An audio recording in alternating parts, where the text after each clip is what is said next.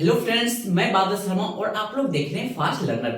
जैसे कि हमने पिछली क्लास में पढ़े थे अव्ययीभाव समास को लेकर के, तो इस वीडियो में हम लोग क्या करेंगे, समास के दूसरा जो भेद है वो तत्पुरुष समास है। तो इस वीडियो में हम लोग टोटल चीज इसको कवर करेंगे। तत्पुरुष समास किसे कहते हैं उदाहरण के तौर पे भी समझेंगे, और तत्पुरुष समास के कितने भेद होते हैं और उपभेद भी कितने होते हैं, टोटल चीज इस वीडियो में हम लोग कवर करने वाले हैं।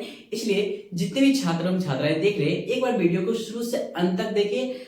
कॉन्सेप्ट और ट्रिक दोनों इस वीडियो में हम लोग कवर करेंगे। देखो बच्चों, अगर कॉन्सेप्ट अगर क्लियर हो जाती है आपकी, तो ट्रिक तो ऑटोमेटिकली आ जाएगी।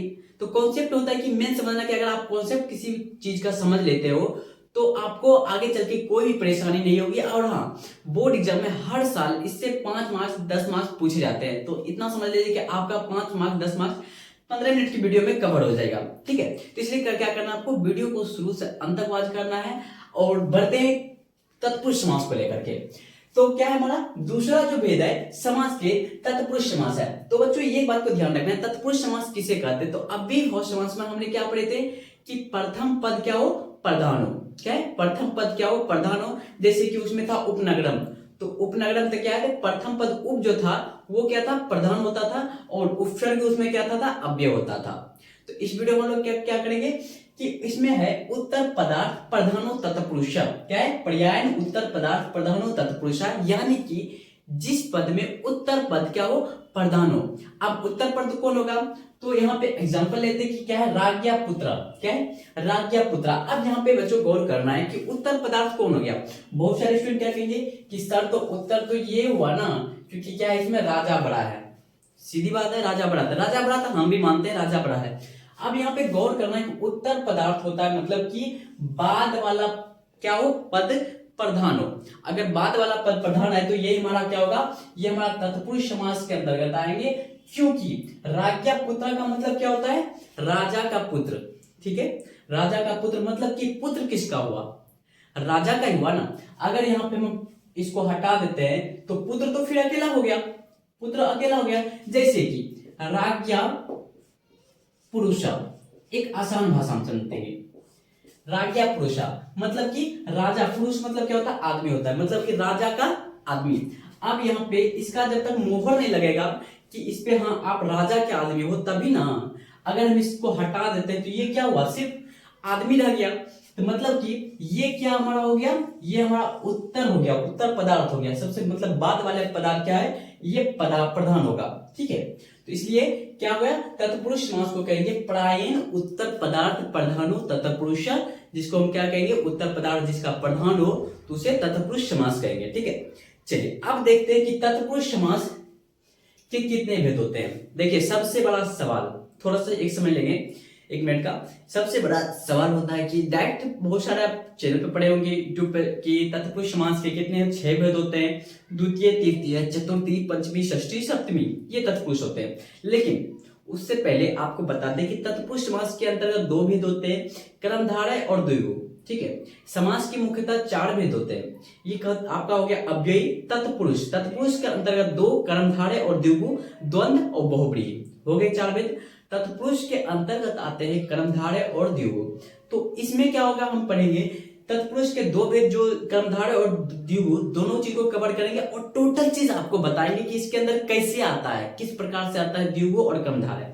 तो तत्पुरुष के इसमें कितने होते हैं, 2 भेद होते हैं। एक होते हैं समानाधिकरण तत्पुरुष, एक होता है व्यधिकरण तत्पुरुष। देखिए बच्चों, व्यधिकरण के होते हैं 6 भेद, तत्पुरुष समास के भेद नहीं होते 6।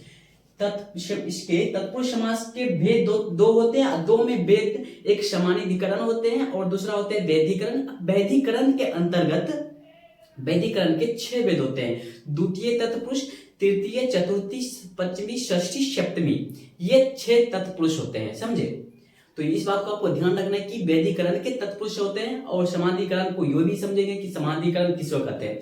तो बच्चों सबसे पहले समानाधिकरण है, तो समानाधिकरण किसे कहते हैं, तो कर्मधारय को कहते हैं। ठीक है, कर्मधारय का होता है समान, क्या होता है, समानाधिकरण तत्पुरुष कर्मधारय समास, समान कर्मधारय समास का सूत्र होता है।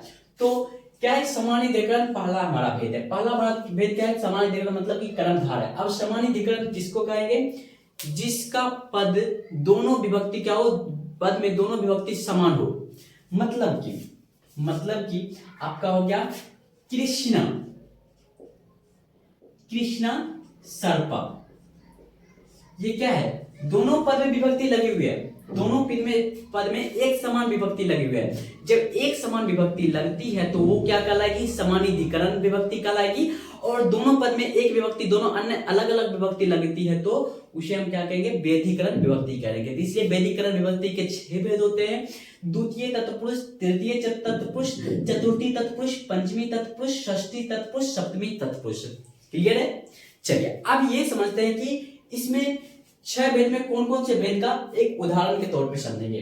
तो क्या है, वैदिकरण तत्पुरुष के 6 भेद होते हैं। द्वितीय तत्पुरुष, जिसको द्वितीय तत्पुरुष में क्या आ गए, कूपा आ गए। कूपा क्या है, द्वितीय विभक्ति में होती है। कूपा पतिता, ये हमारा हो गया, ये द्वितीय पद क्या आ गई, तत्पुरुष आ गई। तृतीय तत्पुरुष में आते हैं नेत्रेन, क्या है, नेत्र से क्या है, आंख से क्या है, अंधा है, क्या है, नेत्रेन काना। चतुर्थी तत्पुरुष में युपाय, चतुर्थी तत्पुरुष में क्या होता है, युपाय होता है। युपाय दारू, दारू वो वाला नहीं, दूसरा दारू है, युपाय दारू, ठीक है। पंचमी तत्पुरुष, पंचमी क्या होता है, चौरात, चौरात, चौराहा का क्या होता है, विभक्ति करेंगे तो पंचमी का क्या होता है, चौरात भवन, ठीक है। षष्ठी में आ जाते हैं राज्ञा। षष्ठी क्या है, राजा का अगर हम करते हैं षष्ठी विभक्ति करते हैं तो राज्ञा पुरुषा। मैंने बताया था अभी जस्ट राज्ञा पुरुषा का। तो षष्ठी तत्पुरुष में क्या था, राज्ञा पुरुष मतलब कि राजा का पुरुष या राज्ञ पुरुषा, राजा का आदमी। सप्तमी विभक्ति, सप्तमी तत्पुरुष में आ जाते हैं युद्ध निपुण, क्या, युद्ध निपुण, युद्ध निपुण हुआ, ये हमारा सप्तमी विभक्ति हुआ। इसी प्रकार से वैदिकरण के कितने भेद होते हैं, 6 भेद होते हैं। सब कुछ क्लियर हो जाएगा आपका। और सूत्र के उदाहरण के तौर पे भी हम समझ गए। अब ये देखते हैं, क्या बताए थे आपको, तत्पुरुष समास के भेद 2 होते हैं, समानाधिकरण तत्पुरुष, व्यधिकरण तत्पुरुष। इनके 6 भेद होते हैं। समानाधिकरण जिसको कहते हैं कर्मधारय समास कहते हैं, और उसका उदाहरण भी बताए थे, कृष्णा सर्पा, जिसमें कि एक दोनों विभक्ति में एक समान पद हो, ठीक है। अब देखते हैं तत्पुरुष समास के उपभेद। देखिए बच्चों, भेद होते हैं, एक भेद होता है, एक उपभेद होता है। तो तत्पुरुष समास के उपभेद कितने होते हैं, 4 होते हैं।